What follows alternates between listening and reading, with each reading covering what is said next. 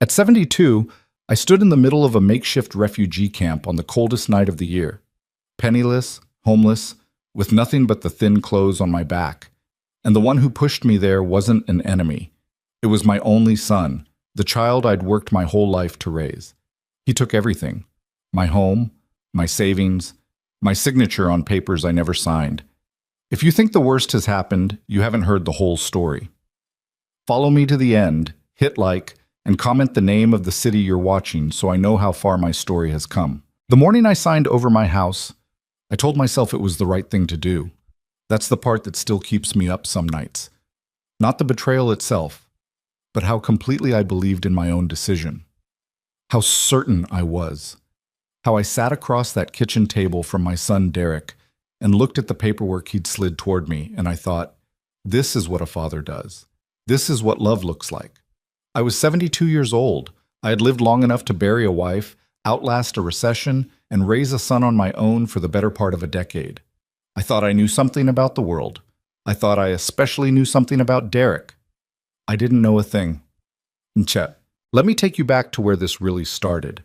Not to the day I lost everything, but to the months before it, when I was still a man with a house and a savings account and a son who called me every Sunday. My name is Harold Whitaker. I spent 31 years working for a mid-sized manufacturing company outside of Columbus, Ohio. I wasn't a rich man, never pretended to be, but I was careful. I set money aside every month starting in my 40s, lived below my means, paid off my mortgage 11 years ahead of schedule. When my wife Carol passed from a stroke 6 years ago, I inherited a modest life insurance policy on top of the equity I'd built in the house on Sycamore Lane. All told, I had roughly $340,000 to my name. For a man like me, that was everything. I was proud of that. Not in a showy way, just the quiet, private kind of pride that comes from doing things the slow, honest way for a very long time. Derek knew the numbers. I had shown him once, maybe 2 years before any of this happened, because I wanted him to understand what I was leaving behind, what he'd inherit someday. I remember how he sat there at my kitchen table nodding, saying, "Dad, that's incredible. You really built something." And I believed him. I believed the admiration in his voice was real. I was a fool, but I was a fool who loved his son. There's a difference, even if the outcome looks the same from the outside. Derek was 44 at the time. He had been running a small logistics company for about 6 years, coordinating freight shipments between regional suppliers and retailers. Nothing glamorous, but he'd built it steadily. Or so I thought. He had an office downtown, a handful of employees, and a reputation in his circle as a sharp businessman. He drove a decent car, lived in a nice house in Westerville with his wife Amanda and their 2 kids. From where I was sitting, my son looked like a success. What I didn't know, what he made sure I didn't know, was that the business had been bleeding money for almost 18 months. He never told me. Not directly. When the calls started getting a little more frequent, I thought it was just Derek being attentive. When he started asking me more questions about my finances, I thought it was concern.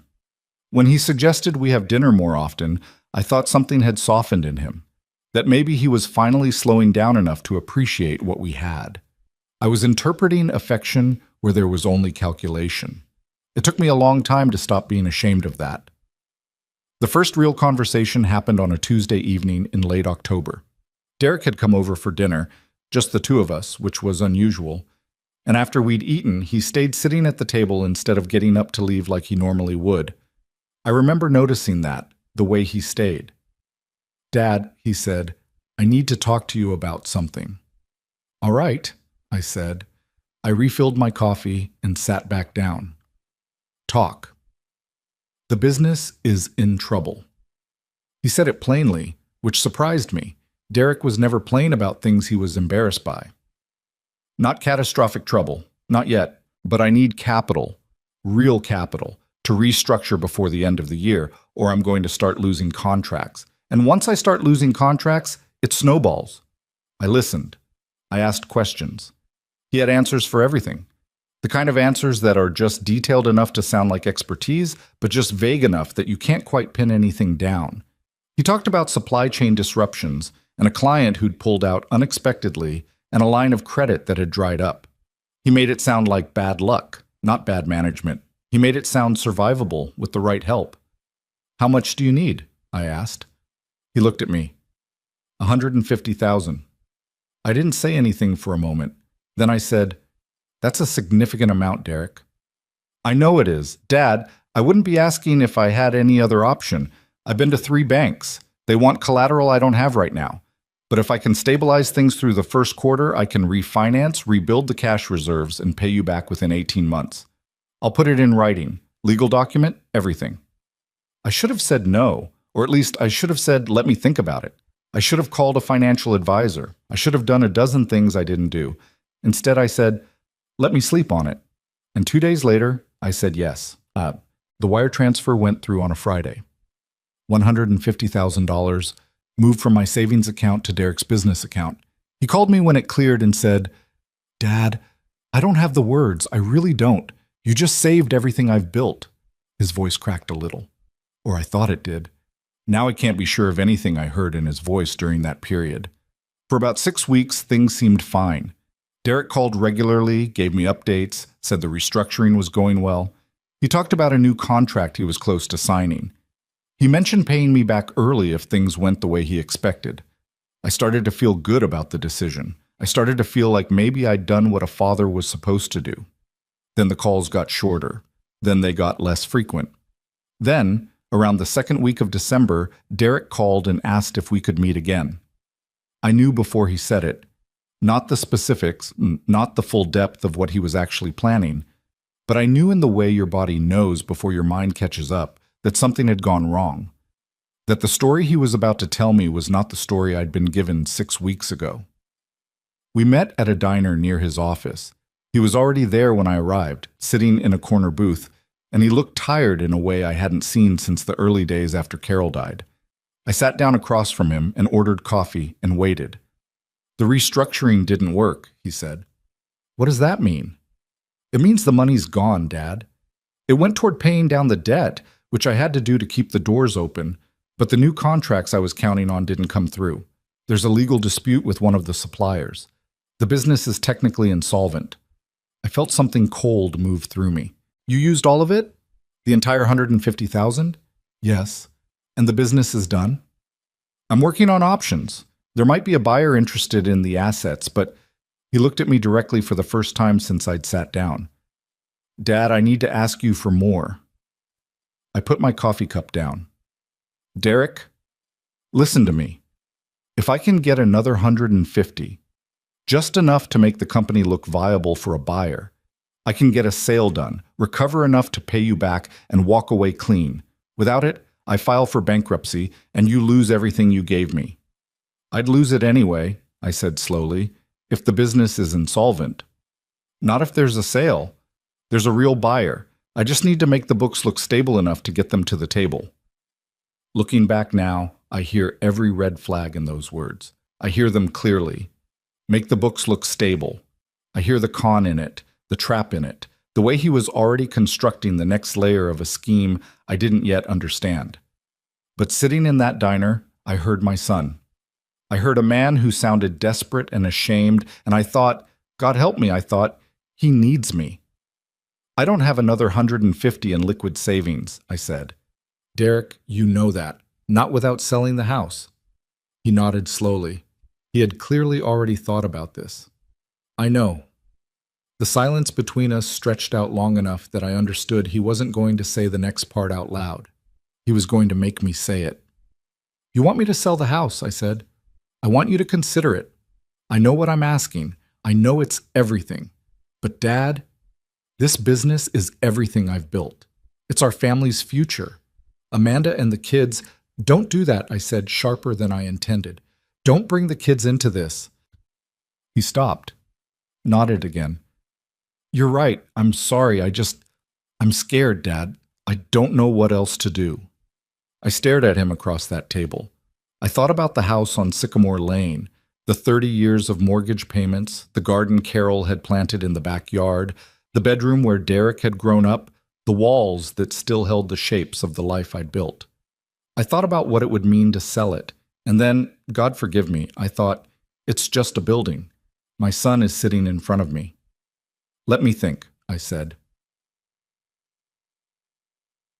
I thought for 3 weeks.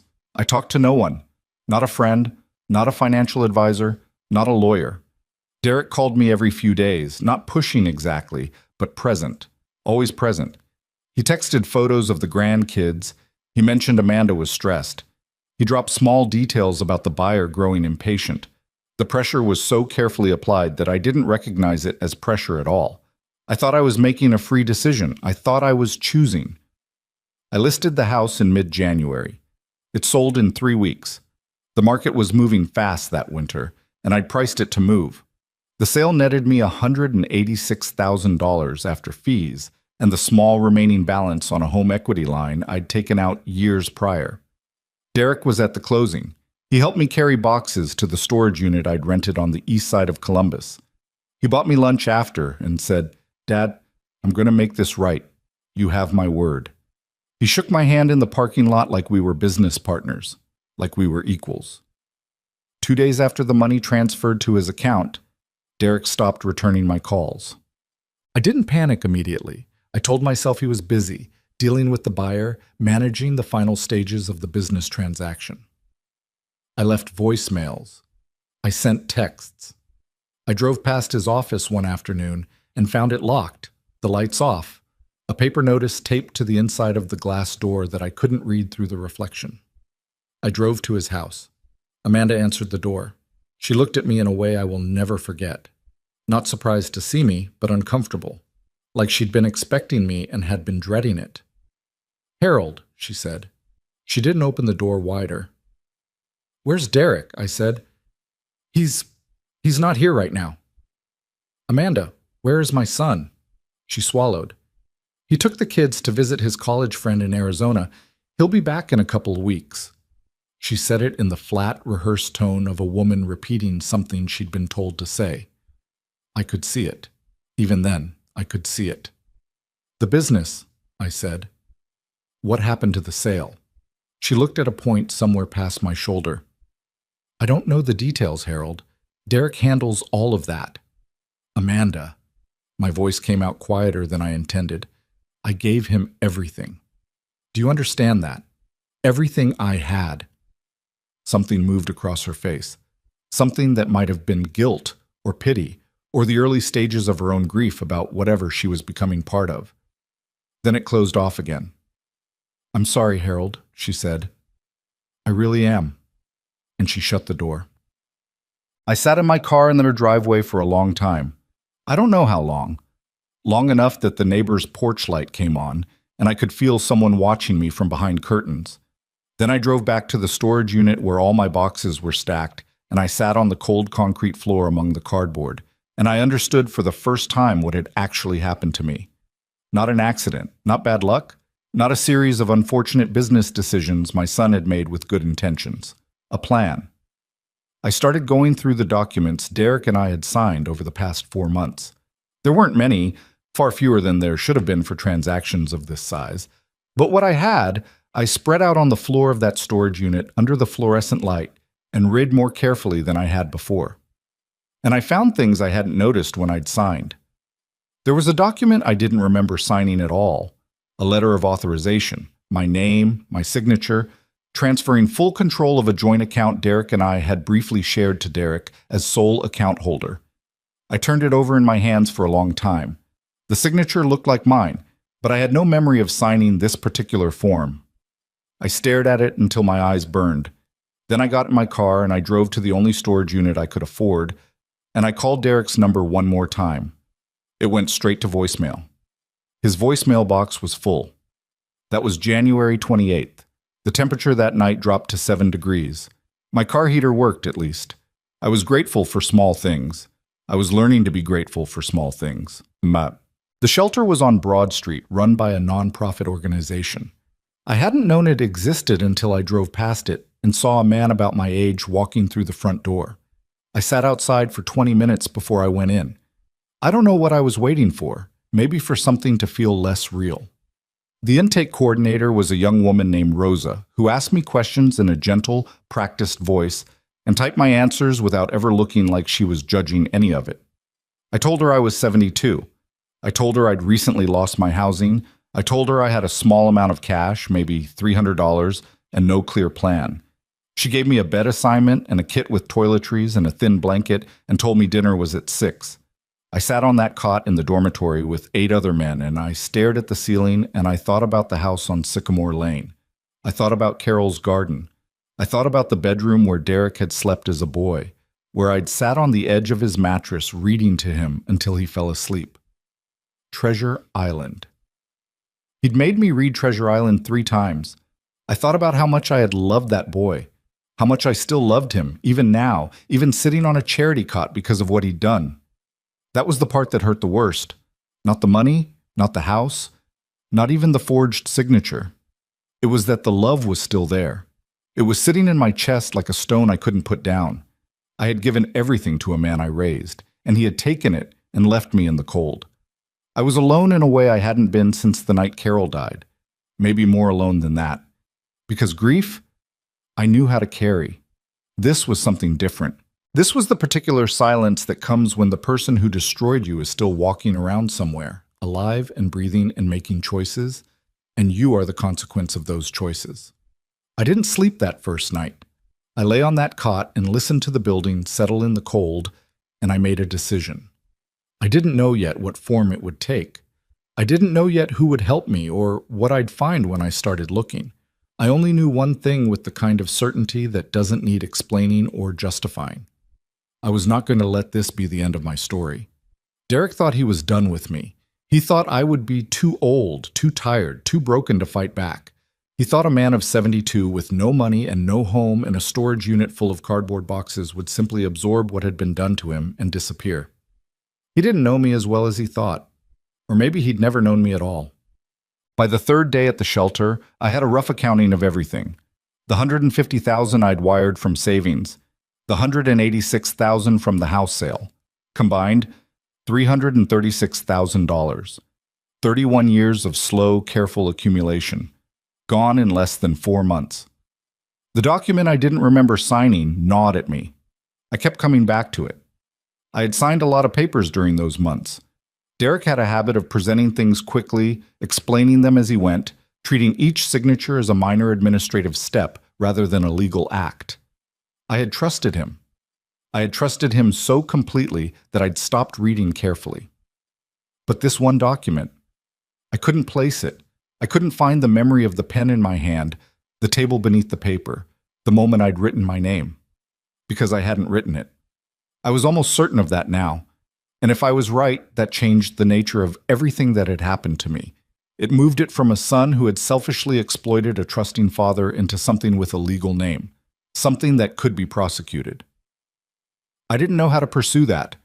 I was an old man sitting in a shelter with $300 and no attorney. I didn't know who to call or what to say, or whether anyone would even take me seriously. And then, on the 4th morning, a woman sat down across from me at breakfast and said, "You look like someone who's been carrying a very heavy thing for a very long time." Her name was Evelyn Cross. She was 68 years old, sharp-eyed, with silver hair cut close, and a directness to her that reminded me of Carol at her most clear-headed. She was a volunteer at the shelter, she explained. Had been coming in twice a week for about 3 years since her retirement. "Retired from what?" I asked. "I was an attorney," she said. 34 years. Elder law and estate planning, mostly. I looked at her for a long moment. Then I said, "I have some paperwork I'd like a second opinion on." She looked back at me with those sharp eyes. "Then let's see it." I didn't know it yet. I couldn't have known it, sitting in that shelter cafeteria with powdered eggs going cold on my plate and the sound of men sleeping off the night around me. But that conversation was the first thing in 4 months that had gone right. Evelyn Cross did not make promises. That was the first thing I noticed about her. Most people, when you tell them a story like mine, feel the need to say something reassuring before they've heard the whole thing. They say it'll be okay, or we'll figure this out, or some version of "don't worry" that costs them nothing and means less than that. Evelyn didn't do any of that. She sat across from me at that cafeteria table and she listened, and when I finished talking, she said, "Can you bring me the documents?" That was it. No comfort, no promise, just a request for evidence. I respected her for it immediately. I brought the folder the next morning, everything I had, which wasn't much.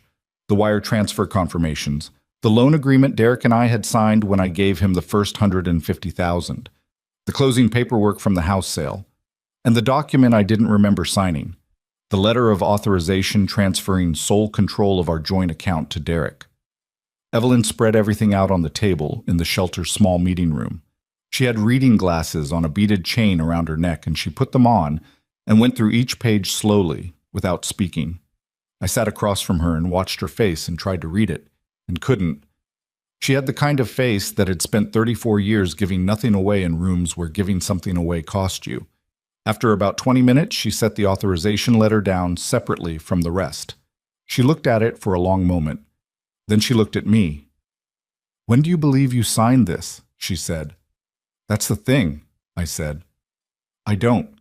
I've gone over every meeting we had, every time he put papers in front of me. I can't place this one. Do you remember ever discussing a transfer of sole account control? Him mentioning it, even in passing?" "No." She picked the letter up again, held it at a slight angle under the light. "The signature on this document," she said carefully, "does not have the same pressure distribution as your signatures on the other pages.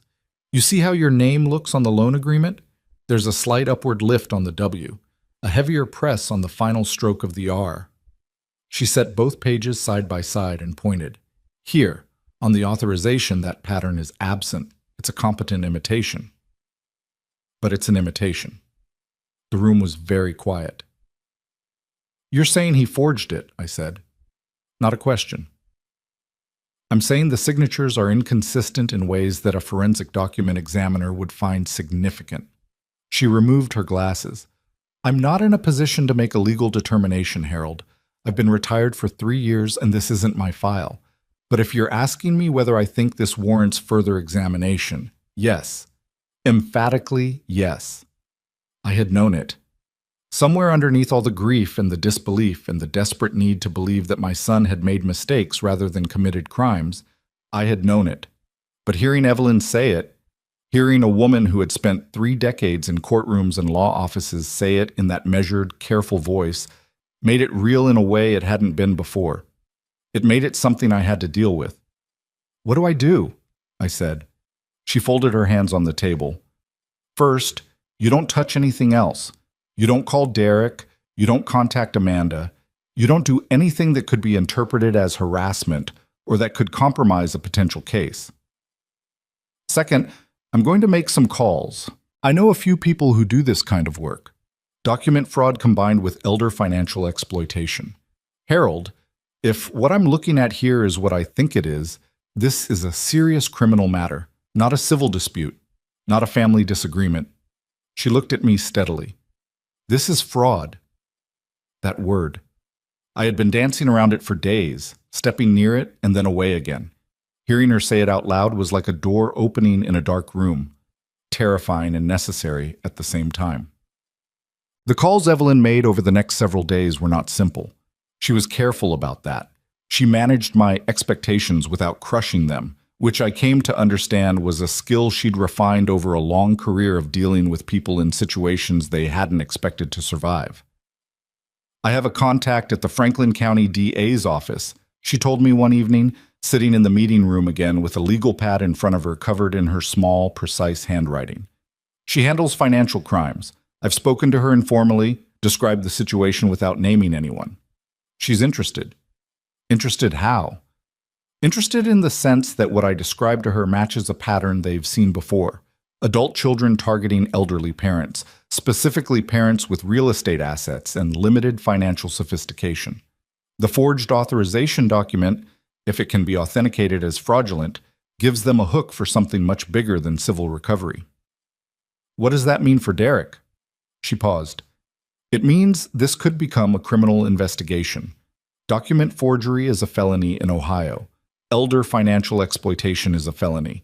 If the investigation substantiates what we're looking at, he could face serious charges." I sat with that for a moment. I had not let myself think concretely about consequences for Derek yet.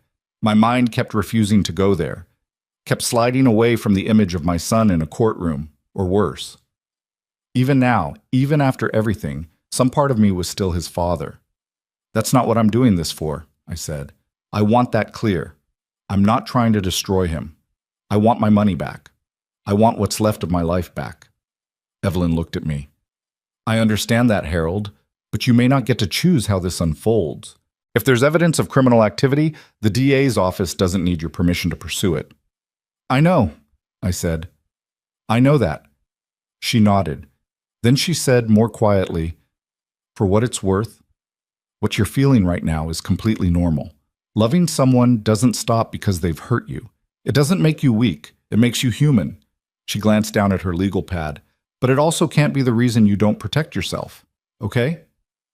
I didn't answer, but I heard her. While Evelyn worked her contacts, I began to do something I should have done months ago. I started paying attention to Derek's public life. I had no internet access at the shelter beyond a shared computer terminal in the common area. Rosa, the intake coordinator, showed me how to use it without making me feel like an idiot about it, which I appreciated. I started searching Derek's name, his business, the company he'd been running, Whitaker Freight Solutions, which I now realized I had almost no documentation about despite having given it everything I owned. What I found unsettled me in a different way than the forgery had.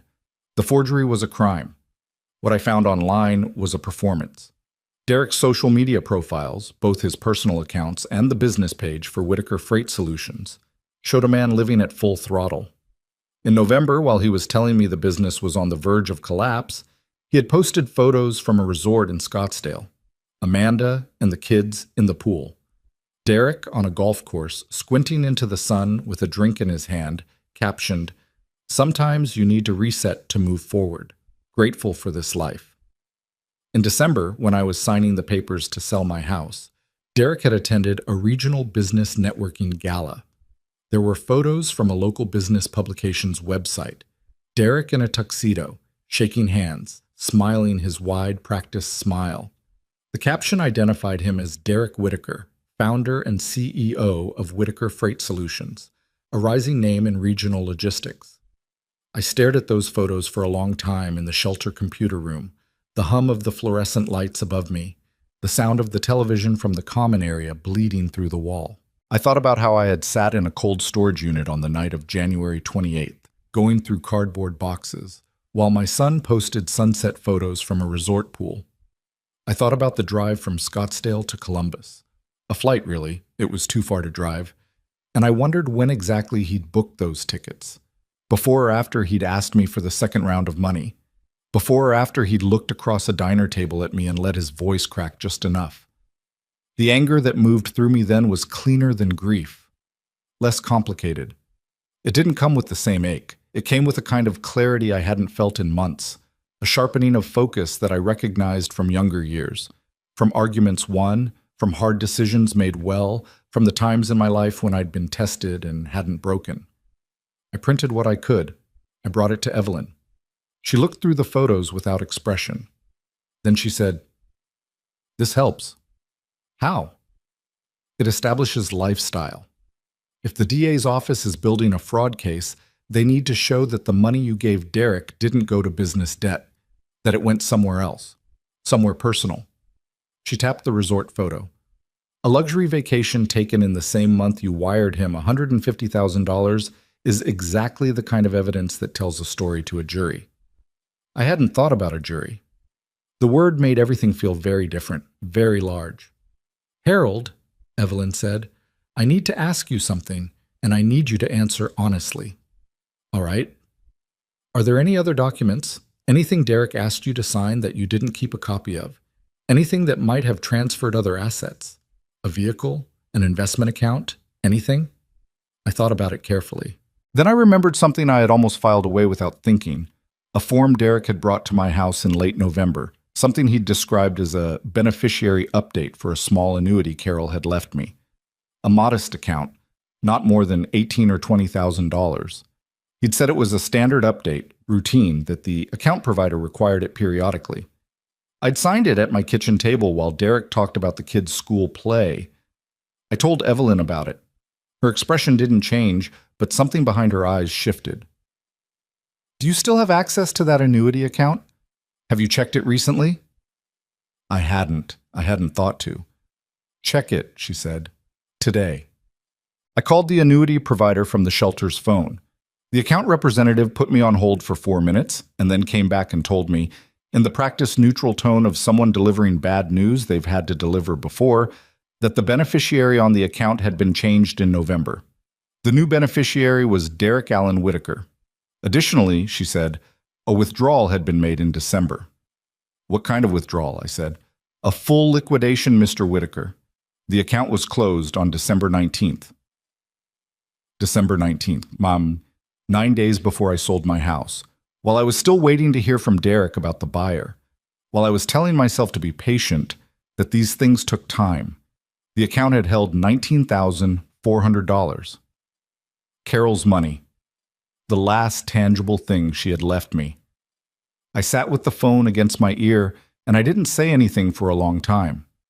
The representative asked if I was still there. I said yes. I thanked her. I don't know why I thanked her. And I hung up. I sat in the shelter hallway on a plastic chair, and I pressed my hands flat against my knees to stop them from shaking.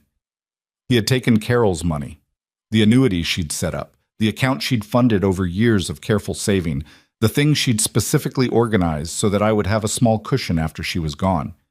He'd changed the beneficiary without my understanding of what I was signing, and then he'd drained it. Carol had been dead for 6 years. She had trusted me to be all right.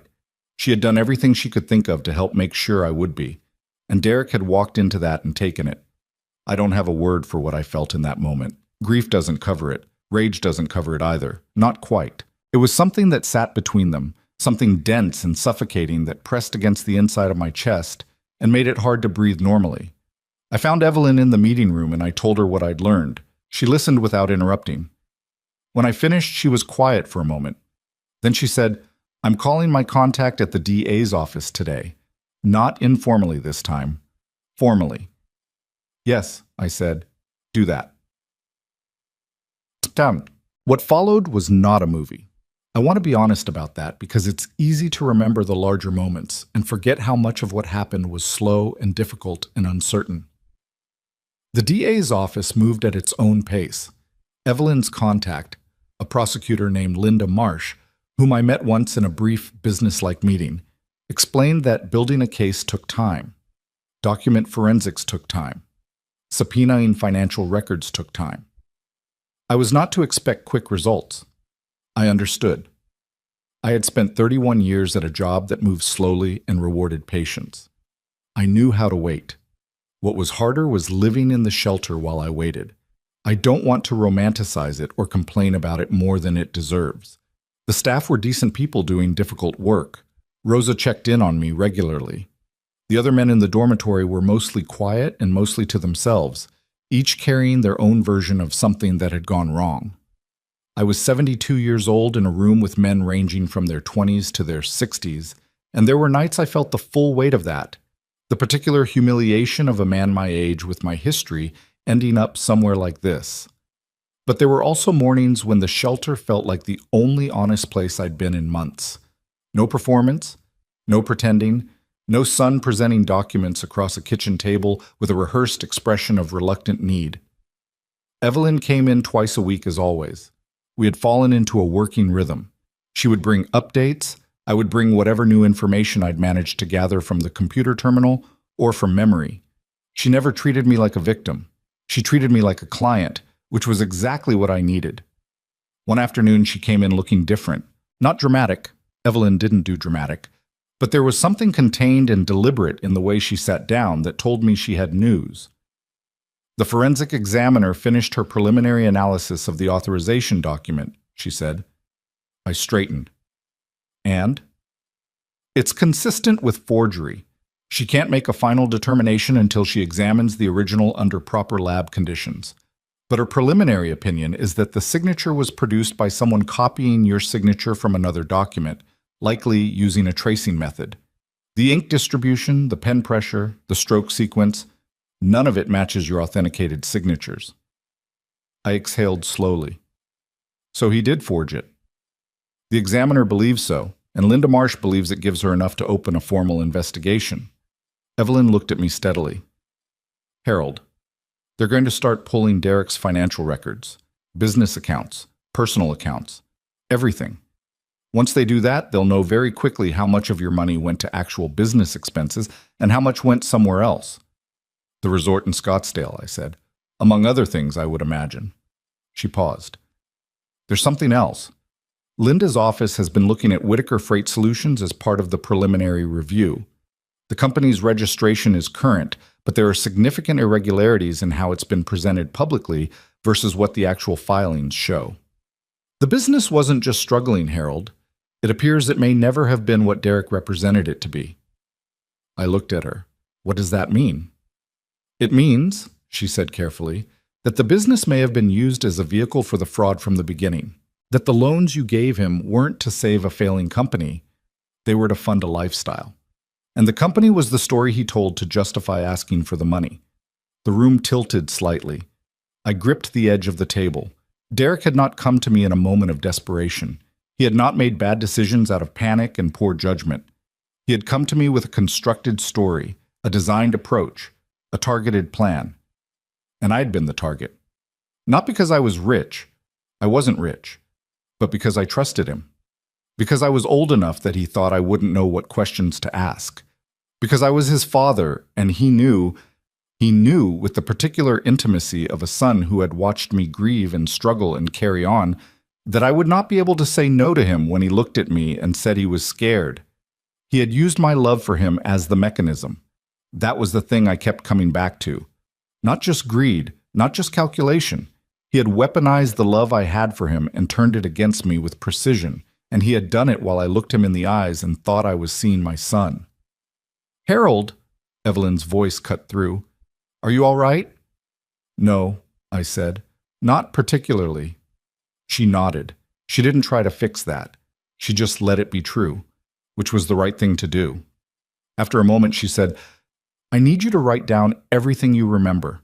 Every conversation, every meeting, every document signing, dates, locations, what he said, what you said, everything. Linda's office is going to want a formal statement, and the more detailed and specific it is, the stronger it will be. I looked at her. Evelyn, why are you doing this? You're a volunteer here. This isn't your case. You don't owe me anything. She was quiet for a moment. Then she said, I spent 34 years practicing elder law. Do you know how many clients I had over that time who came to me after something like this had happened to them? After a child or a sibling or a caretaker had already taken everything? She shook her head slightly. Too many. And most of them were too ashamed or too heartbroken or too convinced that nobody would believe them to do anything about it. They just absorbed it. She met my eyes. You're not absorbing it, Harold. That matters. I didn't have anything to say to that, so I just nodded. Write it all down, she said again. Start from the very first conversation. I went back to the dormitory that night, and I borrowed a legal pad from Rosa, and I started writing. I wrote until the lights out announcement came. I wrote in the dark after that for a little while, feeling the letters form under my hand more than seeing them. I had a lot to say. 31 years of building something, 4 months of watching it disappear, and a signature on a piece of paper that wasn't mine. Derek thought the story was over. He had closed the account, stopped answering the phone, posted his sunset photos, and moved on to whatever came next. He had counted on me being exactly what he believed I was, an old man with no resources, no allies, no fight left. He had made the same mistake with me that I had made with him. He thought he knew who I was. He was wrong. The investigation moved the way Evelyn had warned me it would. Not fast, not clean, not the way you see it in films where everything clicks into place within a single dramatic afternoon. It moved the way real things move, in increments with setbacks, with long stretches of silence broken by short bursts of information that raised more questions than they answered. Linda Marsh's office formally opened the investigation in the second week of February. A detective named Paul Greer was assigned to the financial crimes component. He was a compact, methodical man in his early 50s who shook my hand with a firm, brief grip when we met and asked questions the way Evelyn did, without comfort attached, without reassurance he couldn't back up. I appreciated that about both of them. False comfort had cost me enough already. Greer subpoenaed Derek's business and personal banking records within the first 10 days. He wouldn't share details with me directly. That wasn't how it worked, Evelyn explained. But she had enough of a relationship with Linda Marsh's office that she was able to give me a general picture as things developed. The picture was worse than I had expected, and I had expected it to be bad. What Greer found when he went through Derek's accounts was not the story of a businessman who had made desperate choices under financial pressure.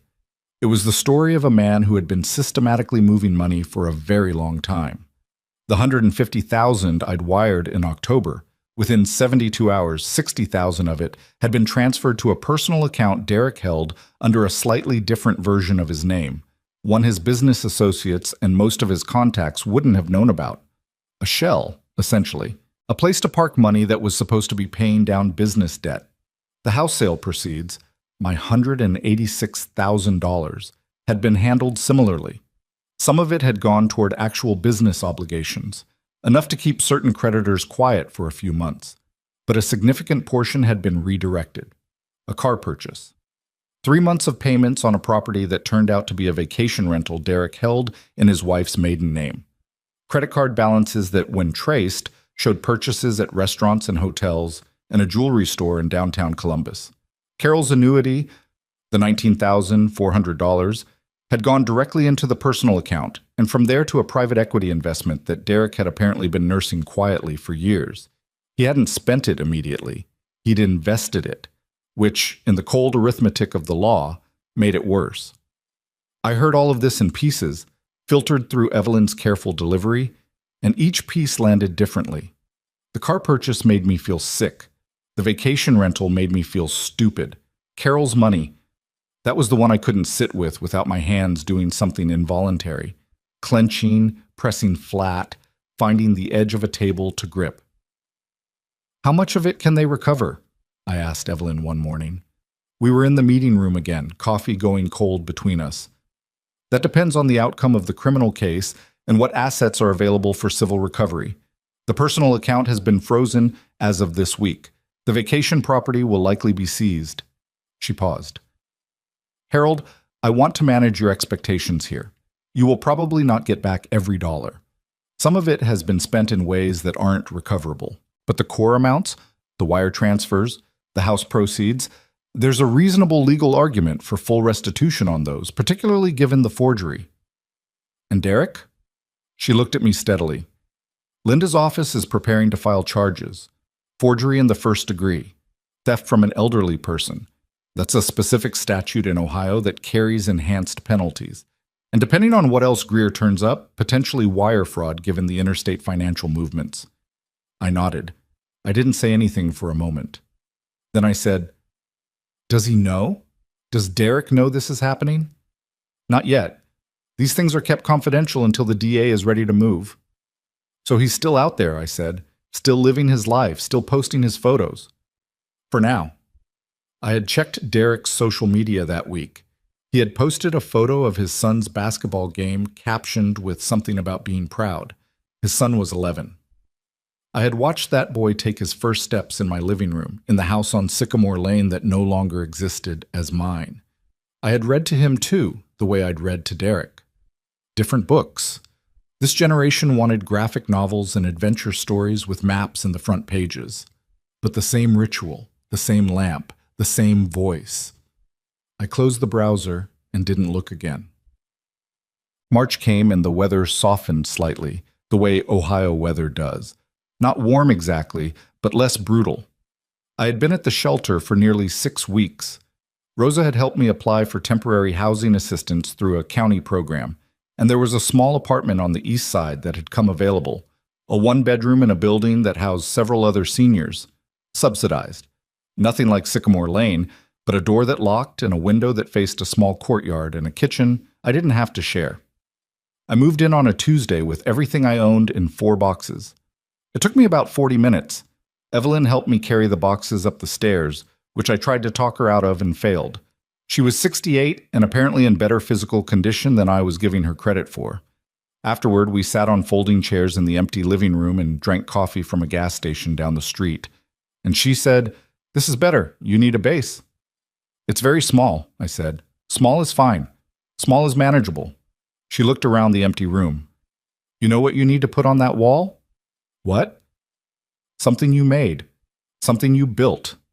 Doesn't matter what, just something that reminds you that you're a person who creates things, not just a person things happen to. I thought about that for a long time after she left. It was during the last week of March that things began to move faster. Greer called Evelyn to let her know that the DA's office was preparing to present to the grand jury. If an indictment came back, and Linda Marsh's office believed it would, the arrest warrant would be issued shortly after. The timeline was now being measured in weeks, not months. But something else happened first. Something I hadn't anticipated that showed me a part of this story I hadn't been paying attention to. Amanda called me. I had not spoken to Derek's wife since the day she'd stood in her doorway and told me he was in Arizona and then closed the door in my face. Her name on the screen of the second-hand phone Evelyn had helped me acquire stopped me cold. I stared at it through 3 rings before I answered. Harold. Her voice was different from the last time I'd heard it. The rehearsed flatness was gone. What was underneath it didn't sound like guilt exactly. It sounded like someone who had been carrying something very heavy for a long time and had finally reached a point where they couldn't carry it anymore. Amanda, I said. I know I don't have any right to call you. No, I said. You don't. Silence. Then, I didn't know how bad it was. I want you to know that. How bad which part was? She didn't answer immediately. I could hear her breathing. The money. What he did with your house. I knew he'd asked you for help. He told me you'd agreed, that you wanted to help. I didn't know about the annuity. I didn't know about the signature. Her voice broke slightly on that last word. Harold, I swear I didn't know about the signature. I sat very still. Part of me wanted to believe her. Part of me recognized that wanting was its own kind of trap. The same mechanism that had cost me $336,000. Amanda, I said slowly, why are you calling me? A long pause. Because Derek just told me the DA's office is looking into him. He got a call from his lawyer. He came home last night and he told me and I... She stopped. Harold, he tried to make me feel sorry for him. He sat at our kitchen table and he tried to tell me that you'd gone to the authorities to destroy him, that you were trying to take revenge. Something shifted in my chest. And I thought about you standing on my porch, she said quietly. I thought about your face, and I knew. Another pause. I told him to get out. I didn't say anything right away. Outside my window, the courtyard was catching the late afternoon light. A sparrow was doing something determined on the edge of the concrete. The children, I finally said. They're with my mother. They're okay. Amanda. I chose my next words carefully. If the DA's office reaches out to you, you need to tell them everything you know, not to hurt Derek, not to help me, because it's the right thing to do. She made a sound that might have been agreement or might have been the beginning of crying. I know, she said. I know that. We didn't talk much longer. There wasn't much more to say. When I hung up, I sat with the phone in my hand and I thought about what it means when the people closest to someone start to tell the truth. It means the wall is coming down. It means the version of events he'd constructed, the one where I was the problem, where I was vengeful or foolish or ungrateful, was losing its last defenders. I called Evelyn and told her about the conversation. She said, that's significant. If Amanda cooperates with the investigation, her testimony about what Derek told her when he came home last night could be admissible. She may have more information than she realizes. A brief pause. Harold, it's happening. It's really happening now. That's it. The business expansion event had been in the works for several months. I learned about it from a local business publication that Evelyn's former law partner had flagged for her, an item in the events section about a gathering of regional investors and business leaders hosted at a downtown hotel, at which Derek Whitaker of Whitaker Freight Solutions would be presenting plans for a major expansion into 2 new markets. I read that sentence 3 times. He was still doing it. While the DA's office built its case, while Greer went through his financial records account by account, while Amanda had told him to get out of his own house, Derek was still standing up in front of rooms full of people and performing, still playing the role, Still looking for new money, new investors, new people who hadn't yet heard the version of the story that made him the rising businessman rather than the man under investigation for fraud. I brought it to Evelyn immediately. She brought it to Linda Marsh. Linda Marsh's expression, as Evelyn described it to me later, was the expression of someone who had just been handed an opportunity she hadn't expected. Because an investor event, she explained, was not just a gathering. It was a potentially active fraud scene. If Derek was presenting financial projections and business plans to new investors under circumstances in which material facts, like a pending criminal investigation, were being concealed, that was a separate and additional crime being committed in real time. The event was scheduled for a Thursday evening in April. A hotel ballroom in downtown Columbus, 200 expected attendees, catered dinner followed by a presentation and investor Q&A. Linda's office coordinated with the Financial Crimes Unit. The plan was not something I was part of, not something I was consulted on. They didn't need my input on the operational details, and I wouldn't have been in a position to give it. What I knew was that they were going. That Thursday evening, while Derek stepped onto that stage, they would be in that room. Evelyn told me on Wednesday night. She called me at the apartment and said, "Tomorrow." Just that word. I knew what it meant. I didn't sleep well. I lay in the small bedroom on Sycamore Lane. No, not Sycamore Lane. That was gone. That was someone else's home now. In the apartment on the east side. And I stared at the ceiling, and I thought about Derek the way I used to when he was small. The particular way a child's face looks when they're asleep. The way he'd looked at 4 years old, at 8, at 12. Peacefully and completely himself in sleep in a way that children are and adults mostly aren't. I thought about how I would have done anything for that boy. I had done everything for that boy. And now I was lying in a subsidized apartment with 4 boxes of belongings counting the hours until the thing I'd set in motion landed on him with its full weight. I didn't feel victorious about that. I want to be clear about that. I felt tired and sad, and something that might have been grief for a version of Derek that I was slowly accepting had never quite existed, or had existed once and become something else by degrees so small I hadn't noticed the change until it was complete. But underneath all of that, underneath the grief and the exhaustion and the complicated love that wouldn't resolve itself into something simpler, there was something else, something steady and quiet, the knowledge that I had not done nothing, that I had not absorbed it and disappeared, the way Derek had counted on me doing, that I had sat in a shelter cafeteria with a retired attorney and a folder of documents, and I had said, I want a second opinion, and that decision had led, step by slow step, to this. Thursday came. I was not in the ballroom. Let me be clear about that. I was not there. I did not witness what happened in person, and in some ways I think that was right. This was not my moment to perform in. My part had been the months of documentation, the legal pad filled with my handwriting, the conversations with Greer, the statement I'd given to Linda Marsh's office on a cold afternoon in March, while a court reporter transcribed every word. What happened in that ballroom, I know from Evelyn, who heard it from Linda, and from the local news coverage that ran the following morning, which Rosa texted me a link to from the shelter where she still worked. Derek had been at his best that night, apparently. This is the part that I find hardest to sit with, even now, that he was good at it. He stood at that podium in front of 200 people, and he was charming and confident and precise. He talked about market positioning and regional logistics gaps and projected revenue in the new markets. He had slides. He had a laser pointer.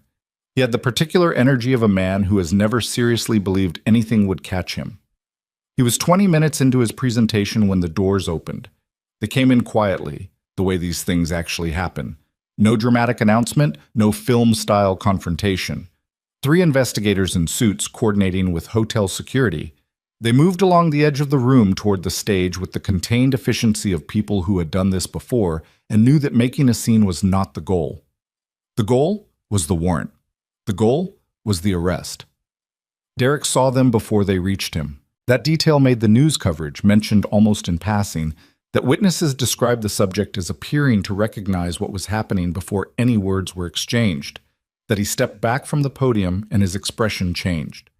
I've thought about that moment many times, what it must have looked like on his face, the collapse of the performance, the dropping away of the practiced confidence, the thing underneath finally visible. I've wondered whether, in that moment, he thought of me, whether my face appeared in some corner of his mind as the room shifted around him. I don't know. I'll never know. And I've had to make my peace with not knowing. What I do know is what was found when investigators went through the materials Derek had brought to the event: the investor packets, the financial projections, the supplementary documentation he'd been prepared to distribute. Among those materials were fabricated financial statements for Whitaker Freight Solutions, projected revenue figures with no basis in actual performance, account balances that didn't correspond to the frozen accounts Greer had been examining for 2 months, a version of the company that existed only on paper and in Derek's presentation, constructed to attract new money from new victims who had no reason yet to be suspicious. He had been building the next layer even as the first one was collapsing. That was the part that landed hardest when Evelyn told me. Not the arrest itself. I had been prepared for that, had been preparing for it for weeks. But the understanding that if the investigation hadn't moved when it did, there would have been other people sitting where I sat, other trusting people handing over savings they couldn't afford to lose, based on a story that had been designed specifically to exploit their trust. He had a system, and I had been the proof of concept. Evelyn called me that night around 10 o'clock. I was sitting at the kitchen table in the apartment with a cup of tea that had gone cold. "It's done," she said.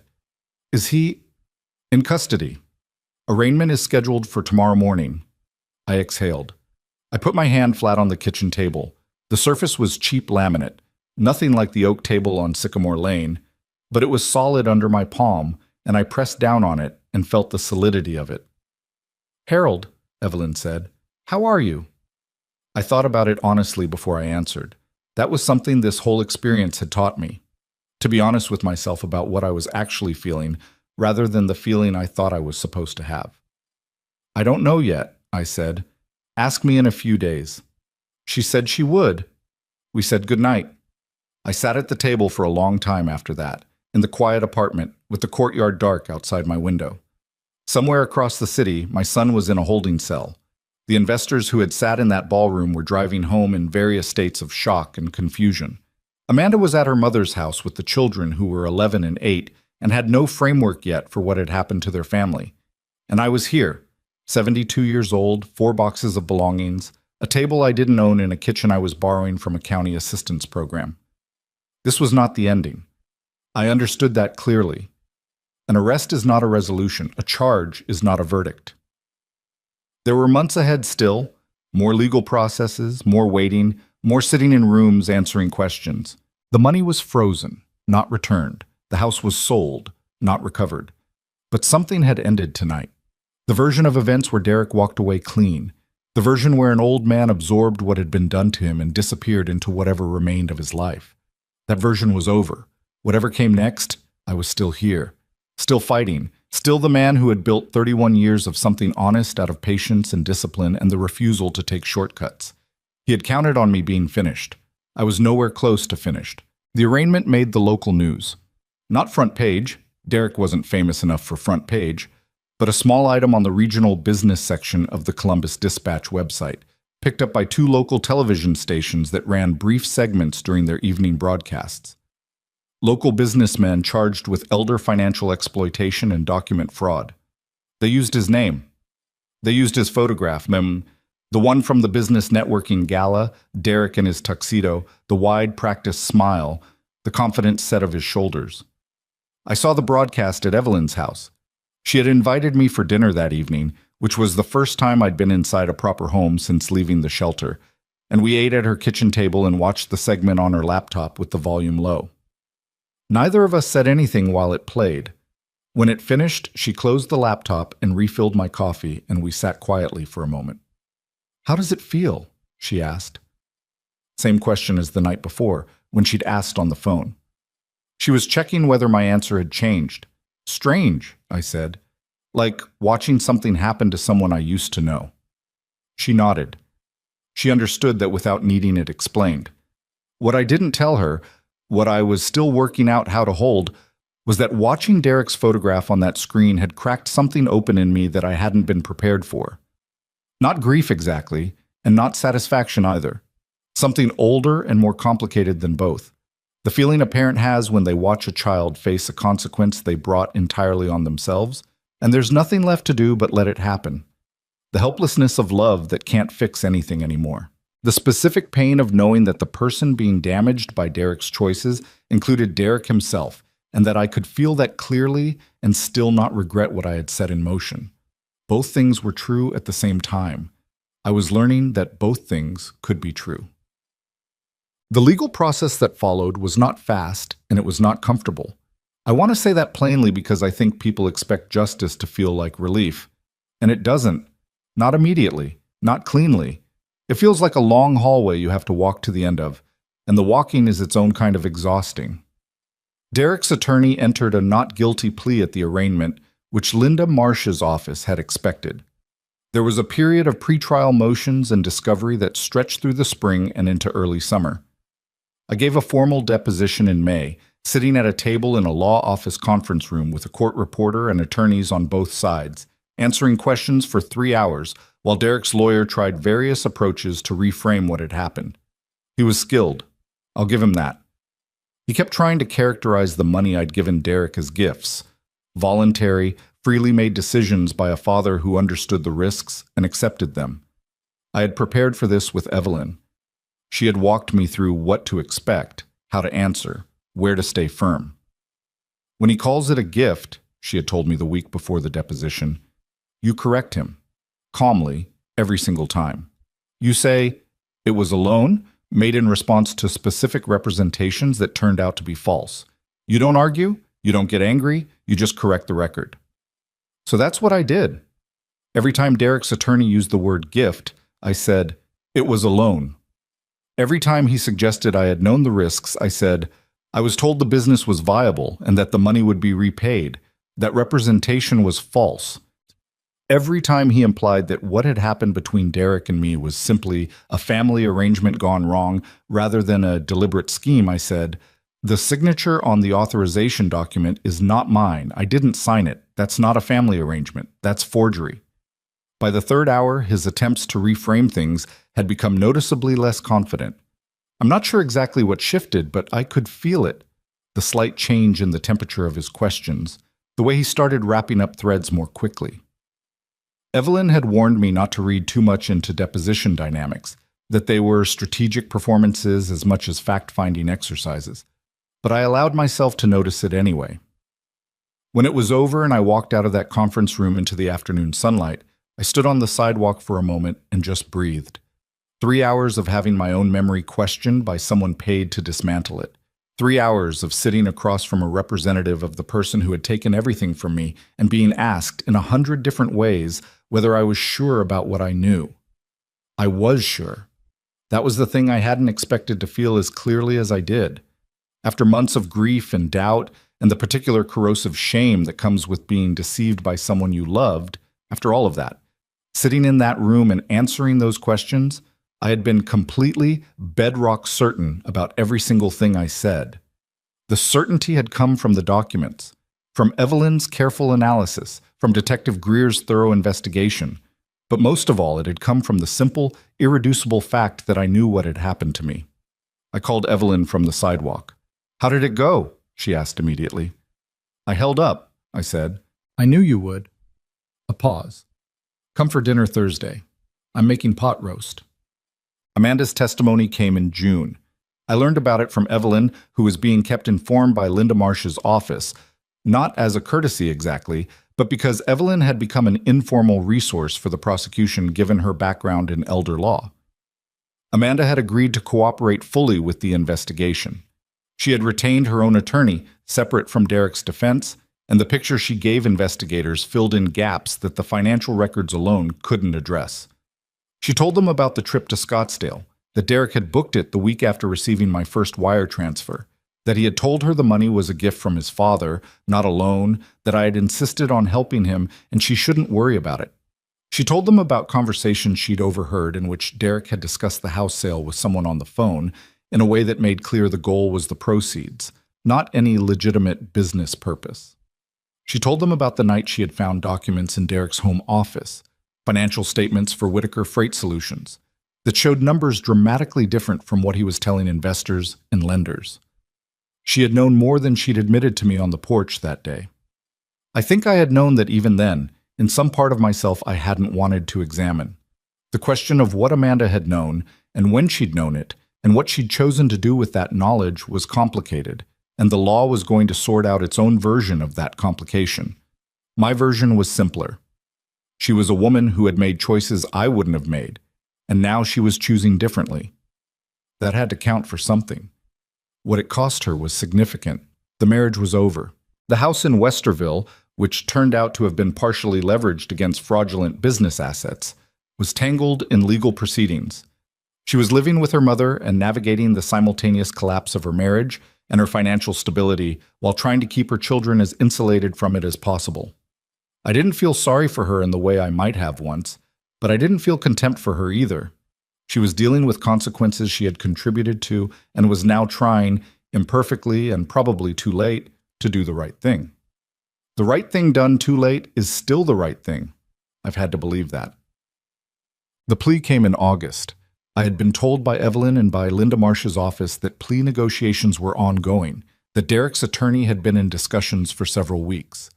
I knew enough about how these things worked to understand that a plea deal was not a lesser outcome, that in many cases it was a more certain one, that the alternative was a trial that could extend the timeline by a year or more and carry its own unpredictable risks. Still, when Evelyn called me on a Thursday afternoon and said, "He's taking the plea," something in me went quiet in a way I hadn't experienced since this all began. "What are the terms?" I said. She went through it carefully. Derek had agreed to plead guilty to felony theft from an elderly person, document fraud, and one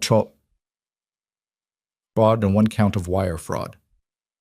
The sentencing guidelines under the plea agreement called for 30 to 36 months in a state correctional facility with credit for time served. Additionally, and this was the part I had been most focused on through all the months of waiting, full restitution was ordered as a condition of the plea. Every dollar that could be traced and recovered would be returned to me. Not all of it could be recovered.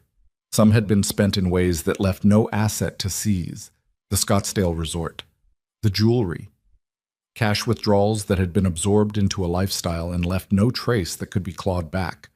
But the frozen personal account, the vacation property held in Amanda's maiden name, the private equity investment funded with Carol's annuity, those assets, liquidated, came to approximately $261,000. $261,000 out of $336,000. $75,000 gone permanently. A number I sat with for a long time. Evelyn was quiet on the phone while I processed it. She knew me well enough by then to let me have the silence. "Is it enough?" she finally asked. "Not in a legal sense, in a human one." "It's what there is," I said. "I can work with what there is." That was true. It was also not the whole truth. The whole truth was that $75,000 of what I had built over 3 decades of careful work was simply gone, absorbed into Derek's version of a life, and no legal outcome was going to put it back. The whole truth was that the house on Sycamore Lane was gone, and no restitution order could restore what that house meant. Carol's garden, Derek's childhood bedroom. 30 years of a life lived carefully and honestly in a place that had been mine. You don't get that back. Money is not the same as what money represents, and I was clear-eyed enough to know the difference. But $261,000 was real. It was a foundation. It was something I could build from. The sentencing hearing was in September. Evelyn asked if I wanted to attend, and I thought about it for several days before I decided yes. Not for Derek, not to watch him receive his sentence as a form of satisfaction. I decided to attend because I had a victim impact statement to deliver, and I had written it myself over 3 weeks of careful drafting, and I wanted to read it out loud in that room in my own voice. The courtroom was smaller than I'd imagined. Wood paneling, fluorescent lighting, the particular institutional stillness of a room where difficult things happen on a regular schedule. Derek's attorney was there, and a court-appointed representative, and Linda Marsh sitting with her files, and 3 rows of seats occupied by people I didn't recognize. Court observers, perhaps, or associates from Derek's former business life who had come to watch the end of something.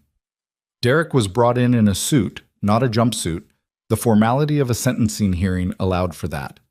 He was thinner than the last time I had seen him, and the practiced confidence that had always been the dominant feature of his presentation was entirely absent. He looked, for the first time I could remember, like a man who understood what he had done, or possibly like a man who understood that he had been caught, which is not exactly the same thing. I was not sure which it was. I'm still not sure. When the judge invited me to deliver my statement, I stood up from my seat in the gallery and walked to the small podium they had set up for victim statements. I had the papers in my hand, but I had read them enough times that I barely needed them. I looked at the judge first, and then I looked at Derek. He met my eyes. I don't know what I expected from that. Some form of acknowledgement, maybe.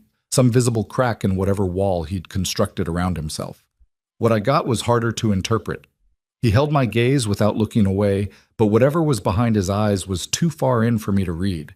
I looked back at my papers, and I read. I had written about the house on Sycamore Lane, about what it had cost to build and what it had meant to have it. I had written about Carol, not her death, but her life. The careful way she had organized things so that I would be all right. The annuities she'd funded over years of her own patient saving. I read those words, and my voice stayed level, and I was proud of that. Not because emotion was wrong, but because I wanted every word to land clearly, without distortion. I had written about the shelter, about the cot in the dormitory and the first night I had understood what had actually been done to me. I had written about Rosa, and about Evelyn, and about the particular experience of being 72 years old and starting over with 4 boxes of belongings and a second-hand phone. And then I had written something that had taken me the longest to get right, the part I'd rewritten most. I am not standing here to ask for your destruction. I am standing here because what happened to me happens to people every day. People who trusted the wrong person, who loved someone who turned that love into a tool, who were told that asking for help was weakness, and then found out too late that the help itself was the trap. I am standing here so that the record is complete, so that what you did is documented in a room with witnesses in language that doesn't soften it. You took from me, you lied to me, you forged my name, and you did it with the particular cruelty of someone who understood exactly how much I trusted you and chose to use that understanding as a weapon. That is what I need said out loud in this room before whatever comes next. I folded the papers and returned to my seat. The room was quiet. Evelyn, sitting beside me, put her hand briefly on my arm and then took it away.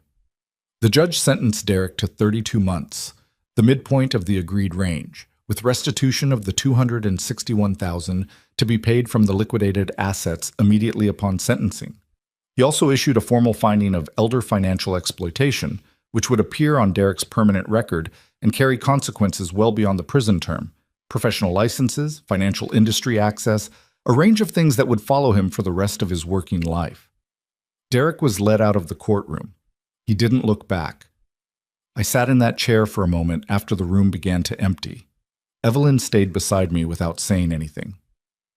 Outside the courtroom windows, the September light was doing something generous with the late afternoon, that particular golden quality that September has in Ohio, before autumn arrives and takes the warmth with it. "It's over," Evelyn said quietly. "This part is," I said. She looked at me. I think she was checking whether that was grief or something else. I was checking too, honestly, trying to take an accurate reading of what was in my chest, now that the weight of the past 8 months had shifted into a new shape. What I found was this. I was tired. Profoundly, bone-deep tired, in the way that comes not just from lack of sleep, but from the sustained effort of surviving something that should not have happened. I was sad in ways I would probably be unpacking for the rest of my life. I missed Carol with an acuteness that grief sometimes delivers without warning. I missed her specifically in that moment, in that courtroom. Wished she could have been there not to witness Derek's sentencing, but just to sit beside me and know that I had gotten through it.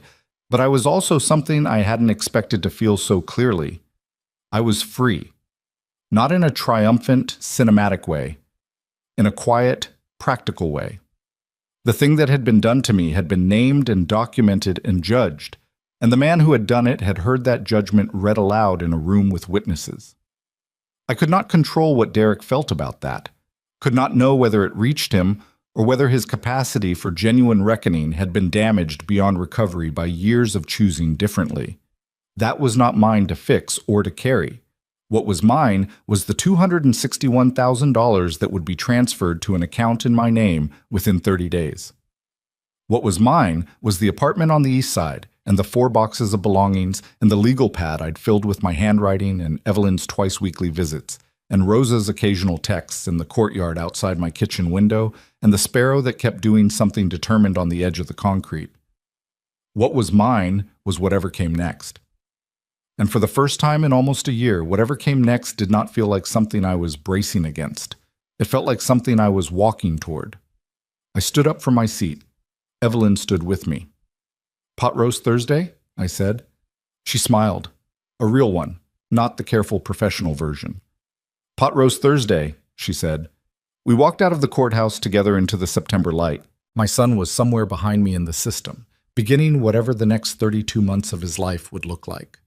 The investors from the April event were somewhere in the city, having been spared the next chapter of a scheme that had been stopped before it fully reached them.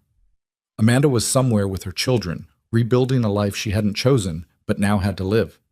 And I was here, on a sidewalk. 72 years old, tired and sad and lighter than I had been in a very long time. The accounting wasn't perfect. It never is. But I was still standing, and that I had learned was not a small thing.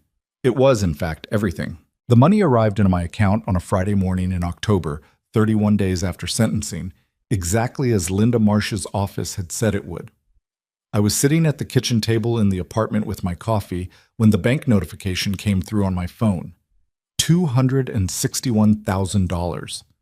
The number sat on the screen in plain black digits, ordinary looking, giving no indication of what it had cost to get there. I sat with it for a long time before I did anything else. I want to be honest about what I felt in that moment, because I think people expect a certain kind of story at this point.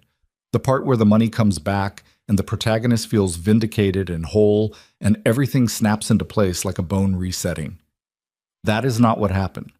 What happened was that I sat at a cheap laminate table in a subsidized apartment and looked at a number on a phone screen and felt the full weight of the distance between what I had and what I had lost. 261,000 recovered, 75,000 gone permanently. The house on Sycamore Lane, gone. Carol's garden, gone. The version of my son I had believed in for 44 years. The one I had read Treasure Island to. The one I had driven to baseball practice and helped with college applications and stood beside at his wedding. That version, gone too. Money came back. Other things didn't. I needed to sit with that honestly before I could move forward with any clarity. So I sat with it. For about an hour. And then I called Evelyn.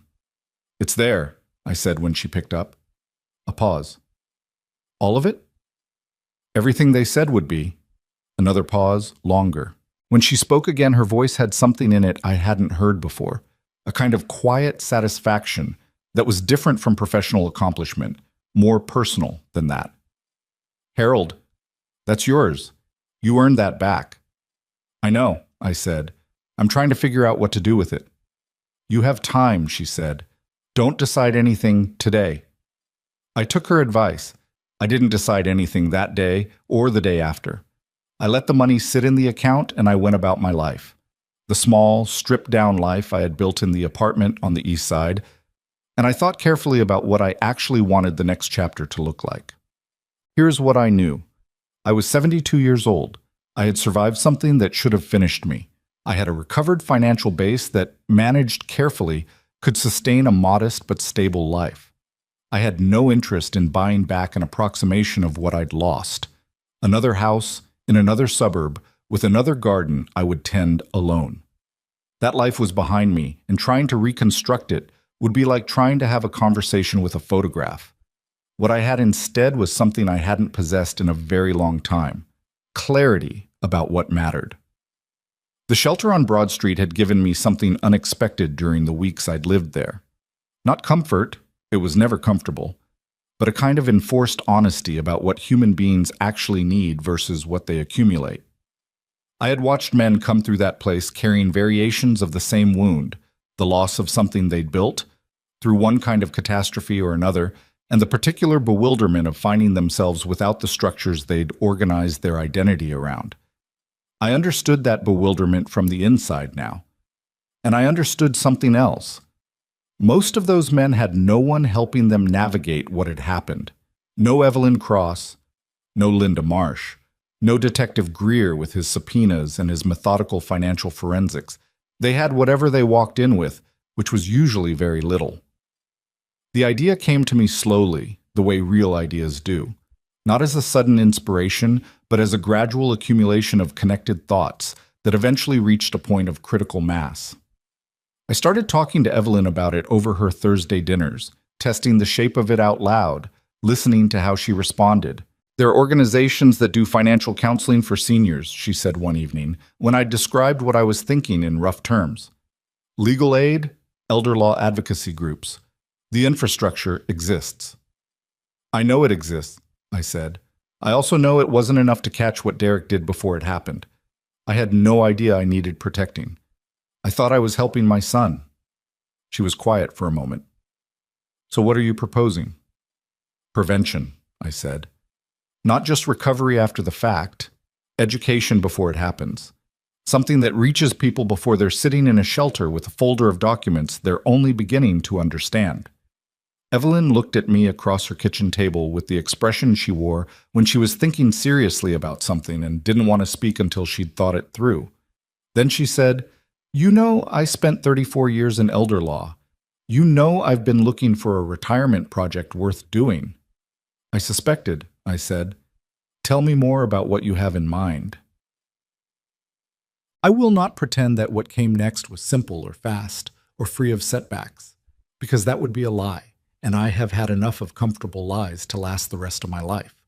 Building something real takes time and frustration, and the willingness to be wrong about your assumptions and start pieces of it over. Anyone who tells you otherwise is selling something. What I did first was spend 4 months educating myself. I talked to the administrators at the shelter on Broad Street, who connected me with a network of social service organizations across Franklin County. I met with staff at the county's Adult Protective Services office, who walked me through the scope of elder financial exploitation in Ohio. The numbers were staggering, and the gap between cases reported and cases prosecuted was wider than I had imagined. I sat across from attorneys who worked in elder law, from social workers who handled exploitation cases, from financial counselors who worked with seniors on fixed incomes. I asked questions and I listened and I took notes in the same kind of legal pad I'd used to document what Derek had done to me. Evelyn was beside me through most of it, not as a figurehead but as a working partner. Her 34 years of professional contacts opened doors that would have taken me years to find on my own. She knew which organizations had meaningful reach, and which were well-intentioned but hollow. She knew which county programs were underfunded, and where a private contribution could make a real structural difference. She was, in practical terms, the person who kept my idea from remaining an idea.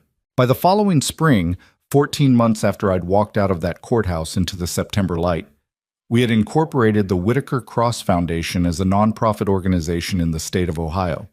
The name was Evelyn's suggestion. I had resisted at first, thought it sounded self-important, thought I didn't deserve to have my name on something that hadn't proven itself yet.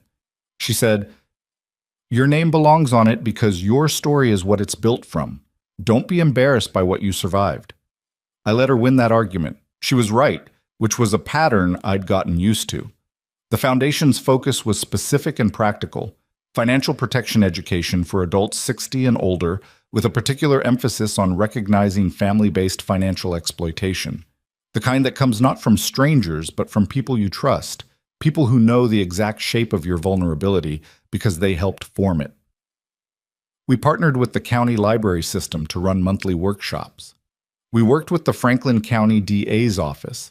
Linda Marsh was an early supporter, to develop a resource guide that could be distributed through senior centers, medical offices, and housing programs. We established a small fund to connect exploitation victims with pro bono legal assistance during the critical early period when evidence was still fresh and decisions still mattered. The first workshop I sat in on was held in a library meeting room on a cold Tuesday in March. 11 people attended: 9 women, two men, ranging in age from their early 60s to one woman who told me afterward she was 81. I sat at the back and watched a social worker named Diane walk them through the warning signs, the language of manufactured urgency, the documents presented quickly and without adequate explanation, the subtle isolation from other trusted people that exploiters use to prevent the target from getting a second opinion. I watched the faces in the room. I watched the moment when several of them started nodding with the particular recognition of people who had seen these patterns up close in their own families and had not had language for what they were seeing until now. One woman raised her hand and said, "My son-in-law has been asking me to add him to my bank account for months. He says it's for convenience. Is that—" She stopped. "Should I be worried?" Diane handled it carefully and honestly, without alarming her unnecessarily. She explained what to look for, what questions to ask, who to call if something felt wrong. I sat in the back of that room, and I felt something shift in my chest. Not the resolution of grief. Well, grief doesn't resolve, it just changes shape over time. But something that felt like purpose. The particular satisfaction of taking the worst thing that had happened to you and turning it into something that might protect someone else from the same wound. That woman with the son-in-law. I thought about her for a long time after that workshop. I thought about the version of me that had existed before October, before the shelter, before Evelyn, before Detective Greer and Linda Marsh and the legal pad and the deposition and the sentencing hearing. That version of Harold Whitaker would not have recognized the warning signs either. Had not recognized them, in fact, even when they were being deployed against him by his own son with full deliberate intent. If one person left that library meeting room and asked a question they hadn't known to ask before, if one person called a lawyer before signing something they didn't fully understand, if one person said, "Wait, let me think about this," when the pressure to decide immediately started to build, then the hour had been worth everything it had cost to build. The call from Derek came 11 months after his sentencing. I had not expected to hear from him. Had not, honestly, thought much about the possibility. He was in a correctional facility in central Ohio, and whatever he was doing with his days there was not something I had been tracking. When the number came up on my phone, a facility number, unfamiliar, but the state prefix made it clear, I sat with it through 2 rings and then answered. "Dad."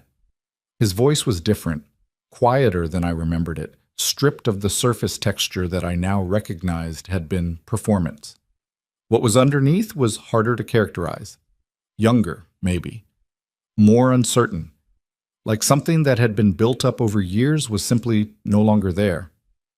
"Derek," I said. A long pause. I could hear the ambient sound of wherever he was. Institutional background noise, distant voices, a door. "I've been trying to figure out what to say for about 6 months," he said. "I still don't know if I have it right." "Say what's true," I said. "That's all." Another pause. "I'm sorry." He said it simply, without the careful scaffolding of justification I'd half expected. No, but attached. No explanation designed to redistribute responsibility. Just, "I'm sorry. What I did to you, what I did to Mom's money, I think about it every day. I don't expect you to forgive me. I'm not calling to ask for that. I just needed you to know that I know what I did. The full shape of it. Not just the legal version." I was quiet for a moment. Outside my window, the courtyard was in early spring. A few things tentatively green, the sparrow back on its concrete edge or a descendant of the one I'd watched through the winter. "Do you?" I said. "Do you know the full shape of it?" He didn't answer immediately, which told me he was actually considering the question rather than deflecting it. "I think so," he said. "I used you. I used the fact that you loved me. I knew exactly what would make you say yes, and I aimed at it on purpose." A pause. "That's not a mistake. A mistake is something that happens by accident. What I did wasn't an accident." The word aimed hit something in me. I had thought it myself, had written it in the victim impact statement, essentially. But hearing him say it, hearing him use that precise word, meant something different than hearing it from my own mouth. It meant he understood what he had actually done. Not just the transactional facts of it, but the mechanism, the deliberate targeting of love as a weapon. I don't know what to tell you about what I felt in that moment. It wasn't forgiveness, not in the complete sense, not the kind that closes a wound permanently. That may never come, and I've stopped requiring it of myself as a condition for moving forward. But it was something, a small, painful opening in a door I had kept closed against him for over a year. Not wide open, just cracked enough to let air through. "I heard you started something," he said. "Some kind of foundation." "Word travels," I said. "One of the counselors here mentioned it. She works with a county program, and apparently the Whitaker Cross Foundation is partnered with them." A pause that had something wry and painful in it simultaneously. She didn't know I was related to the Whitaker part. I let that sit without comment. "I'm glad you did it," he said. "I know that doesn't mean much for me, but I am."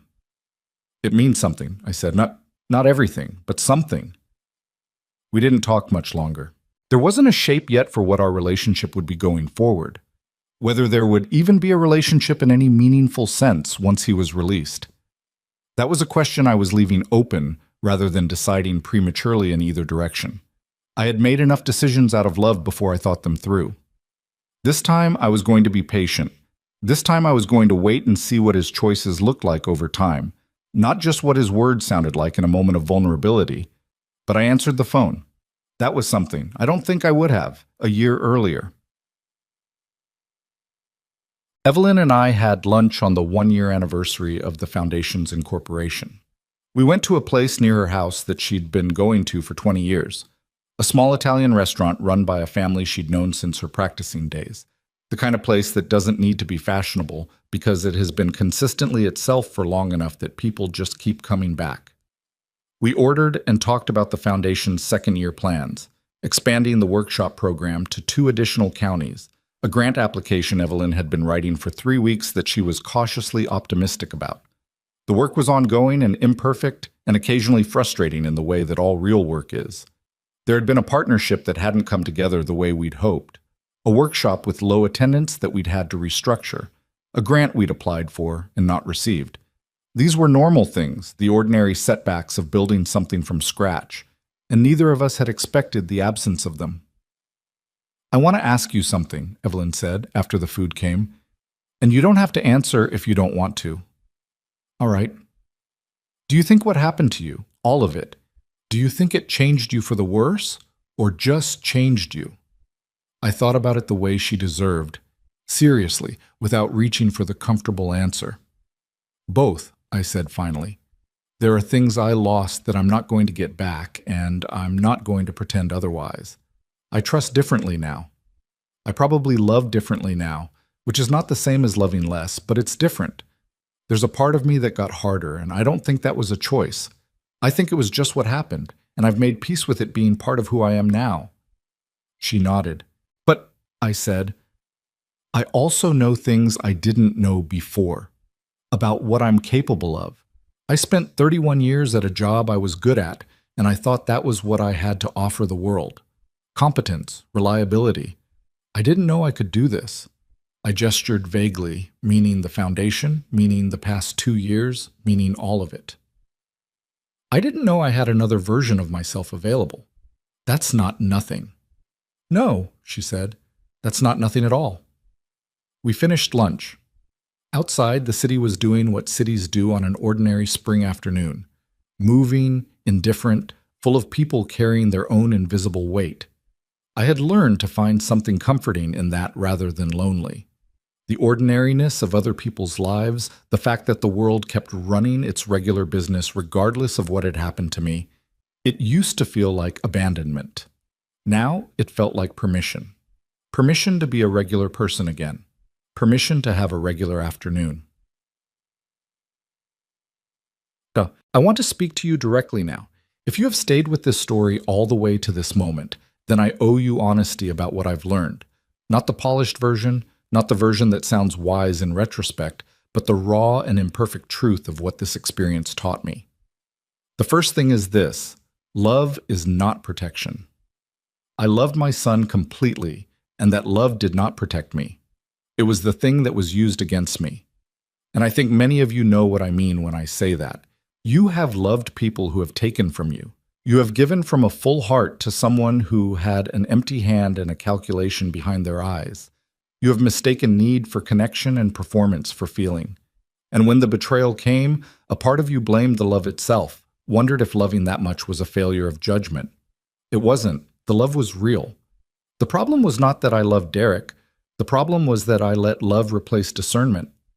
I let it answer questions that needed a lawyer's answer, or a financial advisor's answer, or simply the answer that comes from slowing down long enough to read what is actually in front of you.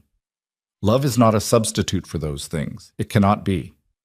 And the people who exploit us understand this better than we do. They know that love creates a specific kind of blindness, and they aim for it. The second thing, your dignity is not negotiable. I say this especially to those of you who are older, who have lived long enough to feel the particular pressure that aging puts on pride. The pressure to not be a burden. The pressure to appear capable. The pressure to handle things quietly within the family rather than bring in outside help that might reveal vulnerability. I felt all of that. It kept me from asking questions I should have asked. It kept me from calling a lawyer when Derek first put papers in front of me. It kept me, for weeks after I understood what had happened, from telling anyone because I was ashamed. I am telling you, set that shame down. The person who should be ashamed is not the person who was deceived. The person who should be ashamed is the one who chose to deceive them. You did not fail by trusting. You were failed by someone who weaponized your trust. Those are two completely different things, and confusing them costs people. Costs them time, costs them evidence, costs them the window in which something can still be done. The third thing, and this is the one that took me longest to understand, it is never too late to fight. I was 72 years old, sleeping on a shelter cot, with $300 and a folder of documents I didn't fully understand. I had no attorney, no plan, and no clear idea of whether anything could be done. And I did not absorb it. I did not disappear. I sat in a cafeteria and said, I want a second opinion, and that was the beginning of everything that followed. You always have that option. It may look different than mine did. Your Evelyn may be a social worker, or a neighbor, or a legal aid office, or a county prosecutor's hotline. But the option exists. The decision to not absorb it, to not let it be the final word, that decision is always available. It costs nothing. It requires only that you refuse to accept that the story is over when someone else says it is. I think about the woman from that first library workshop, the one with the son-in-law who wanted to be added to her bank account. I don't know what she decided. I don't know whether she asked the question she needed to ask, or whether the pattern that worried her turned out to be nothing. I don't know her name or where she lives or what her life looks like today, but I think about her. I think about her because she is the reason I got up the next morning and kept building something. She and the 11 other people in that room, and the hundreds who have come through workshops in the 2 years since, and the people who will come through them in the years ahead. That is what I built from the wreckage Derek left behind. Not a monument to what I survived, but a use for it. A conversion of pain into something that might reach the next person before the damage is complete rather than after. It is not perfect. I am not perfect. The foundation has gaps and limitations and a budget that requires constant attention. Evelyn still edits my grant applications because my instinct for legal language is apparently not as sharp as I believe it to be. I still have mornings when I wake up, and the first thing I feel is the weight of everything that's gone. The house, Carol's garden, the version of my family I believed in for so long. Those mornings exist, and I don't try to argue myself out of them. I let them be what they are, and then I get up anyway. Derek will be released in the fall. I don't know yet what that will look like between us. I have not made promises to myself about it in either direction. What I know is that the door I cracked open during that phone call is still cracked. Not open, not closed, just available. What he does with the time between now and after then, will tell me more than anything he said on the phone. I learned that lesson at significant cost. I'm not going to unlearn it out of sentimentality. Amanda and the children are building something too, in their own direction, at their own pace. I see the grandchildren occasionally, carefully, with boundaries that are new and a little awkward but necessary. The boy who had grown up reading graphic novels in my living room on Sycamore Lane is 13 now, in that particular stage of adolescence where everything is complicated and nothing is comfortable. I don't know what he understands about what happened. I hope he understands enough, someday, to make different choices than his father made. That's the most I can ask for, and I've stopped asking for more than what's reasonable. Last October, on the 2-year anniversary of the day I first sat in that shelter cafeteria across from Evelyn Cross, I went back to Broad Street. Rosa was still there. She'd been promoted, running programming now instead of intake, which suited her entirely. We had coffee in the same cafeteria. The tables were the same tables, the fluorescent lights the same lights. It looked smaller to me than it had when I was living in it, the way places from difficult periods always look smaller when you return to them with more distance. "You doing okay?" Rosa asked. "Yeah," I said, "I really am." She smiled. "You look different than when you came in here." "I feel different," I said. "Not better in every way, but different." That is the truest thing I can tell you about where I am now. Not better in every way. Not healed in the clean, complete sense that stories sometimes promise, but different. Carrying something harder and something more solid at the same time. The way you do when you've been through something that required everything you had and found out you had enough. I was left with nothing, and I built something from the nothing. Not everything I lost, and not a replacement for it, but something genuinely mine. Something that didn't exist before the worst year of my life and would not exist without it. I am 74 years old. I get up every morning. I do the work. I sit at the cheap laminate table in the apartment, and I drink my coffee, and the sparrow does its determined thing in the courtyard, and I think, I am still here. For a man who was supposed to disappear, that is everything.